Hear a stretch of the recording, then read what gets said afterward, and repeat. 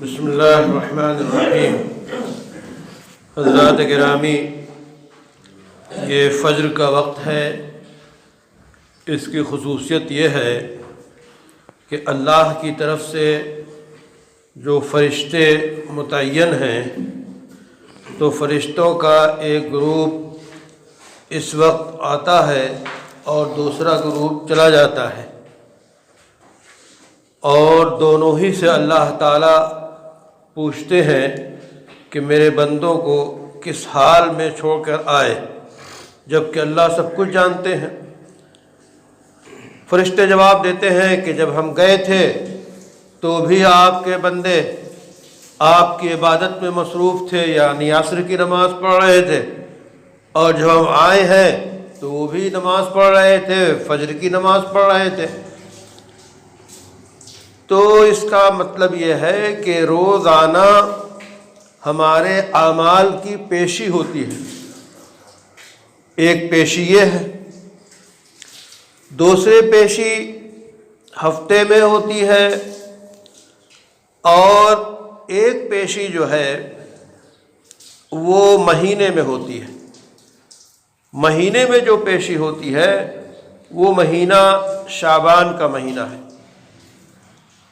محمد عربی صلی اللہ علیہ وسلم فداہ ابی و امی کا معمول ام المومنین سیدہ عائشہ رضی اللہ تعالی عنہا نقل کرتی ہیں، بخاری اور مسلم کی روایت ہے کہ آپ صلی اللہ علیہ وسلم رمضان کے علاوہ جس مہینے میں سب سے زیادہ روزے رکھتے وہ شعبان کا مہینہ ہوتا۔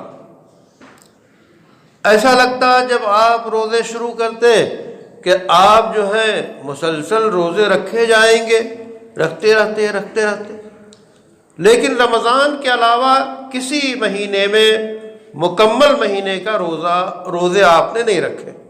سب سے زیادہ جو روزے آپ نے رکھے وہ شعبان کے مہینے میں رکھے، اور آپ یہ بتاتے کہ یہ روزے ہم اس لیے رکھتے ہیں کہ شعبان کے مہینے میں اعمال کی پیشی ہوتی ہے، تو میری خواہش یہ ہے کہ جب اعمال کی پیشی ہو تو میں روزے دار ہوں۔ یہ حضور اکرم صلی اللہ علیہ وسلم کا معمول ام المومنین سیدہ عائشہ رضی اللہ تعالی عنہا نے نقل کیا ہے، اور بھی کئی روایات اور احادیث اس بارے میں موجود ہے۔ تو اس سے پتہ چلتا ہے کہ شعبان کی فضیلت کیا ہے۔ شعبان در حقیقت مقدمہ ہے، استقبالیہ ہے، تمہید ہے رمضان کی تیاری کی۔ ابن رجب حنبلی، اسی طرح ابن تیمیہ، یہ حضرات لکھتے ہیں کہ ابھی ہم نے فرض سے پہلے 2 رکعتیں سنت کی پڑھی، اور یہ سنت سب سے زیادہ اہم ترین سنت ہے فجر سے پہلے والی۔ ایسے ہی ہم مجموعی طور پہ حدیث میں آتا ہے کہ جس نے 12 رکعتوں پہ پابندی کی تو اس کے لیے جنت میں محل تعمیر کیا جائے گا۔ ترمذی کی روایت ہے، یعنی 2 رکعت فجر کی اہم ترین، ظہر سے پہلے 4 رکعت، ظہر کے بعد فرض کے 2 رکعتیں، اس کے بعد مغرب کے بعد کی 2 رکعتیں، ایسے ہی عشاء کے بعد کی 2 رکعتیں، تو یہ مجموعی طور پہ 12 رکعتیں ہو جاتی ہیں۔ تو 12 رکعتوں کی سنت کی پابندی اور 12 رکعتوں کی جس نے مواظبت کیا تو اس پہ وعدہ کیا ہے؟ جنت میں اس کے لیے بنگلہ تیار کیا جائے گا، شاندار محل تیار کیا جائے گا۔ ظاہر ہے دنیا میں ایک چھوٹے سے بنگلے کے لیے کتنی لوگ کوششیں کرتے ہیں، جنت کے اور آخرت کے اس عالیشان بنگلے اور اس عالیشان محل کے لیے جو 12 رکعتوں پہ جس کا وعدہ دنیا کے سب سے سچے انسان نے فرمایا ہے، محمد عربی صلی اللہ علیہ وسلم۔ تو یہ سنتیں جو ہیں فرض سے پہلے ہوتی ہیں، کچھ فرض کے بعد ہوتی ہیں، اور مقصد یہ ہوتا ہے کہ جو اصل نگینہ، جو اصل جوہر فرض ہے، اس کی مکمل طور پہ حفاظت ہو سکے۔ پہلے سنت رکھی، بعد میں سنت رکھی، بیچ میں فرض۔ تو اصل جو مطلوب ترین چیز ہے وہ فرض نماز ہے۔ اس فرض نماز کی حفاظت کے لیے، اس کی تکمیل کے لیے اور اس کو معیاری بنانے کے لیے سنتیں رکھی گئیں۔ تو جس طرح نمازوں میں سنتیں رکھی گئی ہیں، اسی طرح رمضان کے روزوں کی سنتیں شعبان کے روزے ہیں۔ یہ شروع کے، تو شروع کی جو سنتیں ہیں رمضان کے روزے ہیں، رمضان کے روزے کی جو سنتیں ہیں، جو فرض ہے، وہ شعبان کے روزے ہیں۔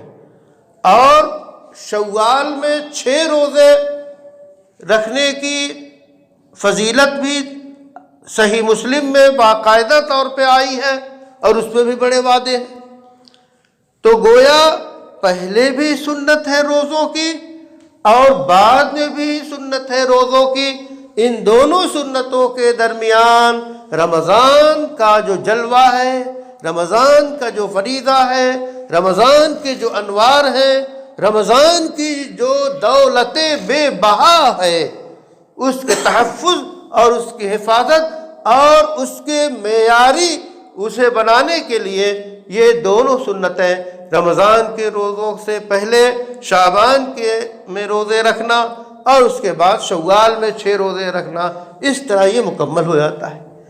اسی طرح ابن تیم لکھتے ہیں کہ رمضان کے روزے کیسے گزریں گے، موسم کیسا ہے، کیسے احوال ہوں گے، اس کی مشق کے لیے شعبان میں روزے رکھنے چاہیے، تاکہ اندازہ ہو، طبیعت جو ہے اس کی عادی ہو جائے، عادت پڑ جائے کہ رمضان آیا چاہتا ہے، اس کی تیاری میں ہم یہ روزے رکھ رہے ہیں۔ تو گویا رمضان کی عظیم ترین فضیلت یہ ہے کہ اس میں ہمارے مہینے کے اعمال پیش ہوتے ہیں، اور رسول صلی اللہ علیہ وسلم کی خواہش کہ میں روزے دار ہوں، اس حال میں میرے اعمال پیش ہوں۔ اس لیے ہمیں کوشش کرنی چاہیے کہ ہم شعبان میں روزے رکھیں۔ پھر اس کے بعد کچھ ہدایات بھی آپ صلی اللہ علیہ وسلم کی طرف سے ہیں کہ نصف شعبان کے بعد روزوں سے اس درجے میں کہ کہیں ایسا نہ ہو کہ رمضان کے روزوں میں کچھ خلل واقع ہو جائے۔ مثلا 15 رمضان کے بعد روزے رکھیں تو نقاہت آ جائے، کمزوری آ جائے، تو اس کی وجہ سے رمضان کا جو اصل فریضہ ہے کہیں اس میں خلل نہ آ جائے۔ تو یہ بھی بعض روایات میں آیا ہے کہ نصف رمضان کے بعد روزے نہیں رکھنے چاہیے، یعنی یہ مشورہ ہے رسول اکرم صلی اللہ علیہ وسلم کا۔ تو بہرحال رمضان شعبان میں روزے رکھنے چاہیے، تیاری کرنی چاہیے رمضان کی۔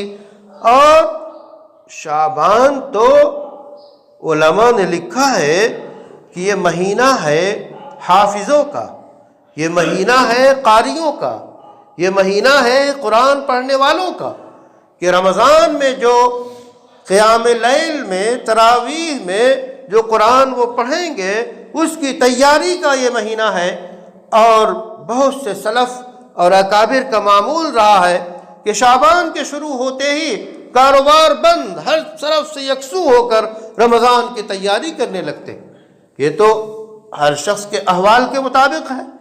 تو بہرحال رمضان کی تیاری اس شعبان میں کی جائے، اور اس ولولے اور اس جذبے کے ساتھ کی جائے کہ رمضان کا اعلیٰ ترین مہینہ آیا چاہتا ہے، اس کی ہم تیاری کریں، نیک اعمال کریں، اور اس میں سب سے بہترین جو ہے وہ روزے رکھنا ہے۔ جس سے جتنے ہو سکے وہ روزے رکھے۔ یہ شعبان کی فضیلت ہے۔ اللہ تعالیٰ سے دعا ہے کہ ہمیں رمضان المبارک کی تیاری اس عظیم الشان مہینے میں کرنے کی توفیق عطا فرما۔ اور ہمیں ہر وہ چیز عطا فرما جو محمد عربی صلی اللہ علیہ وسلم نے اپنے رب سے جس کا سوال کیا ہے، اور ہر اس چیز سے ہمیں بچا جس سے آپ صلی اللہ علیہ وسلم نے اپنے رب سے اس سے بچنے سے کی درخواست کی ہے۔ اللہ تعالی ہمیں خیر عطا فرما اور شر سے ہماری حفاظت فرما۔ ربنا تقبل منا انک انت السمیع العلیم وتب علینا انک انت التواب الرحیم برحمتک یا ارحم الراحمین۔